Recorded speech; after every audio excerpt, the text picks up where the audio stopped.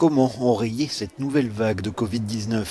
Pour les autorités françaises, il est temps de mieux contrôler les frontières. Le gouvernement a annoncé ce mercredi une série de mesures qui s'appliqueront dans les aéroports du pays. S'agissant des déplacements des voyageurs qui viennent de pays en dehors de l'Union européenne. Pour ces déplacements et ces voyageurs, nous avons décidé d'instaurer un test négatif obligatoire de moins de 48 heures pour se rendre en France, que ces voyageurs soient vaccinés ou non. Le Portugal aussi renforce ses contrôles dans le cadre de nouvelles règles entrées en vigueur ce mercredi.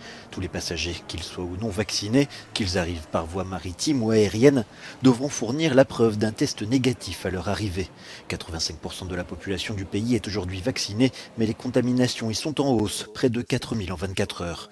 Avec la découverte du variant Omicron, l'Europe se barricade et attend d'en savoir plus sur sa dangerosité. Nous espérons avoir plus d'informations sur la transmission dans les jours à venir, pas nécessairement dans les semaines, mais dans les jours à venir. En ce qui concerne le profil de gravité, nous avons vu des rapports de cas avec Omicron qui vont de la maladie légère à la maladie sévère. En Slovaquie, où le reconfinement a débuté depuis près d'une semaine, le gouvernement veut accélérer la campagne de vaccination. Pour cela, il est prêt à mettre la main au portefeuille.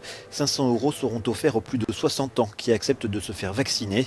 Le pays connaît aujourd'hui les chiffres de contamination les plus importants d'Europe. Enfin, aux îles Fidji, c'est le retour des touristes après 2 ans de fermeture. Une bonne nouvelle pour l'archipel qui pourrait, dans le contexte international, s'avérer de courte durée.